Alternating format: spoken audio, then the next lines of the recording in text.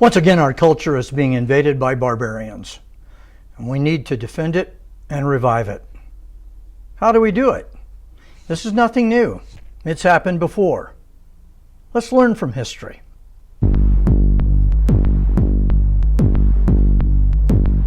This is a dark time in the history of Western culture, but we have had darker times.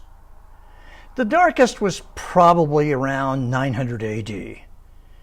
The church was rotten to the core. The clergy lived godless, dissipated, immoral lives. And you can imagine what the laity were like. Church attendance was minuscule. In addition, outside invaders were threatening the extermination of Christian civilization, such as it was. Vikings from the north, Magyars from the east, Muslims on the southern frontier. All were powerful enemies seeking to obliterate what was left of Christendom. Then a miracle occurred.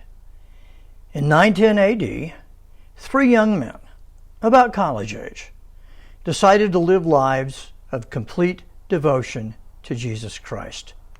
Their names were Bruno, Odo, and Guido.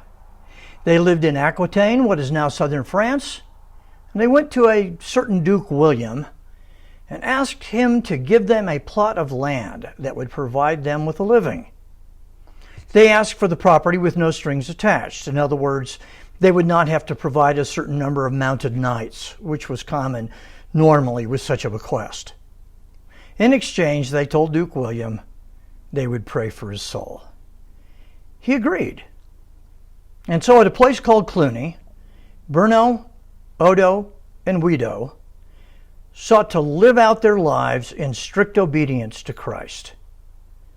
They sought to withdraw from the world. Instead, they changed it. Soon other young men and women heard about what they were doing and began to flock to Cluny. It wasn't long before they had to start other monastic houses that would be under Cluny's rule. Eventually, hundreds of Cluniac houses dotted the map of Europe. The church was revived and transformed. The result was that by 1300, medieval Europe had emerged as the most advanced civilization in the history of the human race. It was economically the most well-off. It was scientifically and technologically the most sophisticated. They had produced the greatest architectural masterpieces in the history of mankind. Western culture began in Europe and then went on to become the most powerful in history. The darkness had been replaced by bright light. And it all started with 3 young men who wanted to do nothing but live in obedience to Jesus Christ. So what steps do we take to reclaim and revive our civilization? Let me suggest 3. Step 1, we need revival in each Christian heart. We have to determine individually, it starts with us. We need to live in total obedience to Christ, just like those 3 young men. That means speaking the truth no matter what the consequences. That means obeying God's leading no matter what the consequences. Many years ago, I knew a young Christian woman who attended a Christian meeting, listened to the speaker, and felt that God was leading her to raise a large family, and she did. Later, she felt God leading her to adopt children of color, and she did. Still later, she felt God telling her to homeschool her children. No one else was doing that, but she did. I'm not telling you to imitate her in every detail. What I am doing is pleading with you to listen to God like she did. And when He leads you to do something, do it. 70 years ago, A.W. Tozer said the great scandal of the church is the low level of Christian living. The great threat to our culture is not the left-wing barbarians who are seeking to invade and destroy it. It is the Christians who do not crown Christ as Lord. When you become a tool in the hand of God, He uses you to change the world. Step 2. We started out with the simplest unit, the individual. Let's move up to the next unit. We need to build Christian families that are embassies of the kingdom of God, powerful centers of Christian discipleship. Christian families need to raise powerful warriors for Christ who will shape the culture of the future. We need to have children. A specialist in population studies recently said that when you see a family with 3 children, they are making a theological statement. With regard to the education of our children, our number 1 priority is for our children to know and love Jesus Christ. Our number 2 priority is to have no other priorities. Step 3, we move up to the next unit.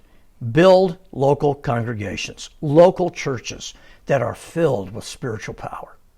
Not just the maintenance of a veneer of Christian culture, but churches that are serious about bringing people into full commitment to Christ.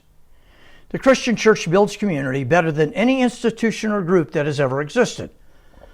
The community is a civilization in microcosm. It pulsates with values that form a civilization. With enough local communities, you have a culture-wide reach and then a worldwide reach. I was standing in front of a building at the university one time, and a colleague, a psychology professor, came up to me. She said, "Phil, I understand you're a pastor." And I thought, uh-oh, here it comes. So I admitted I was a pastor. She said, "It must be wonderful to live in community." Wow. She knew enough about the Christian church to know that we have community no one else has. I sensed in her loneliness and isolation that I don't experience. If you have grown up in the Christian church, you have never spent a day of your life without people caring about you. And sometimes you may think they care a little bit too much, but as a Christian, you are never alone. You are in the greatest and most powerful community that has ever existed, and you build and transform culture like no one else ever has.